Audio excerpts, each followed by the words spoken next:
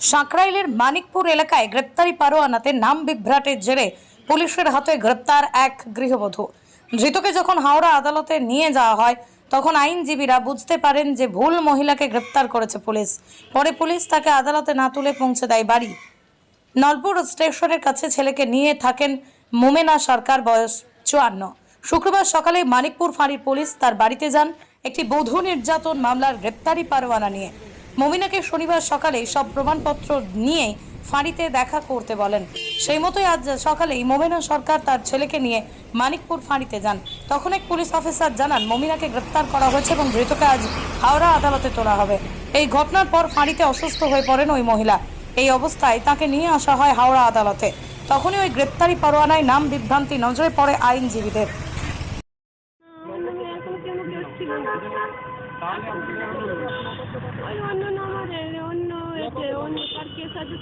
আমার নাম মোমেনা সরকার, ওরা বলছে মোমেনা বেগম। আমার দুটো বৌমা খুব সুন্দর, আমার বৌমাদের সাথে কোনো ঝুট ঝামেলা কিচ্ছু নেই। না ওই আমাদের একটা আগে অনেকদিন কেস ছিল না, সেই কেসটা কোনো কিছু ওর প্রমাণপত্র অন্য কাগজপত্র জমা দিতে পারেন, ওরা কেস আর চালায় না।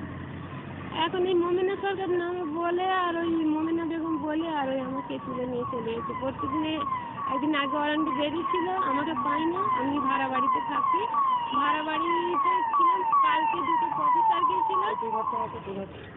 অফিসার গিয়েছিল যে বলতে যে মোমেনা সরকারের নামে মোমেনা বেগমের নামে একটা ওয়ারেন্ট আছে, আপনাকে কালকে অবশ্যই এখন নাগাদ 9:30 এরকম হবে। তো দুজন পুলিশ এসেছিলো, একটা ভিলেজ পুলিশ এসেছিলো আর একটা আমাদের মানিকপুর থানার একজন পুলিশ এসেছিলো।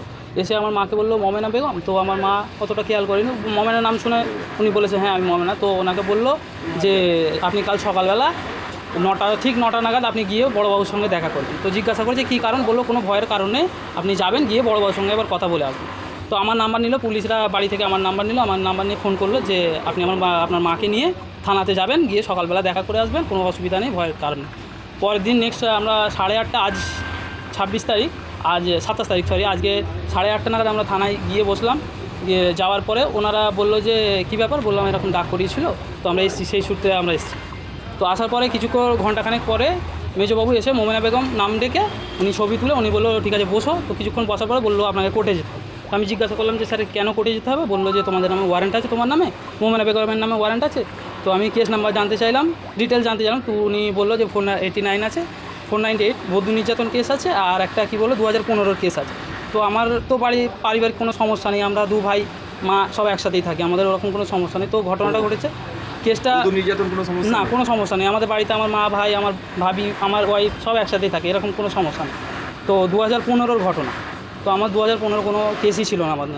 তো আমি তারপরে আমাদের ডকুমেন্টস শো করলাম যে আমাদের এই ডকুমেন্টস, তো স্যারে দেখুন। তো উনি দেখলেন, দেখে বললো ঠিক আছে ডকুমেন্টস যা আছে ঠিক আছে। তো এনার নাম, যার ওয়ারেন্ট ছিল তার নাম ছিল মোমেনা বেগম, আর আমার মায়ের নাম হচ্ছে মোমেনা সরকার। যার ওয়ারেন্ট আছে তার হাজব্যান্ডের নাম হচ্ছে শেখ সাইদুল। আমার পাপা মানে মোমেনা সরকারের হাজব্যান্ড হচ্ছে লেট শফিউদ্দিন সরকার, মৃত, আগামী 10 বছর আগে মারা গেছে। তো এগুলো জানানোর পরেও উনি বললেন ঠিক আছে কিছু ব্যাপার নেই, আমি বড়োবাবু আসলে একটু কথা বলে আপনারা চলে যাবেন। তো তার আগে বাকি আসামি যারা ছিল তাদেরকে পাঠানো হলো। তারপর বড়োবাবু আসলো, বড়োবাবু এসে থানার যে বড়োবাবু ছিল মানিকপুর ওসি যে ছিলেন উনি আসলেন। উনি আসলে ওনার সঙ্গে মেজবাবুর কোনো কথাবার্তা হলো। হওয়ার পর আমাকে বললো যে, আমি জিজ্ঞাসা করলাম যে স্যার আমরা যাবো? বললো না তোমরা যাবে না, তোমরা একবার কোর্টে যেতে হবে, তোমার মাকে কোর্টে থেকে জামিন করাতে হবে। তো আমি বললাম যে কেন? বললো তুমি বাইরে যাও। আমি বলি কেন স্যার? বলতে মাকে একটা ফোন ধরে ভিডিও যে আপনাকে যেটা বলতে বলবো আপনি সেটা বলবেন। মা একটু ভীত, ওটা মেজবাবু হচ্ছে সমর দাস। তো উনি বলছেন যে তোমাকে যেটা বলতে বলবো তুমি সেটা বলবেন, তুমি বলবে যে হ্যাঁ আমার বাড়িতে বারবার পুলিশ গেছে, আমার নামে ওয়ারেন্ট ছিল।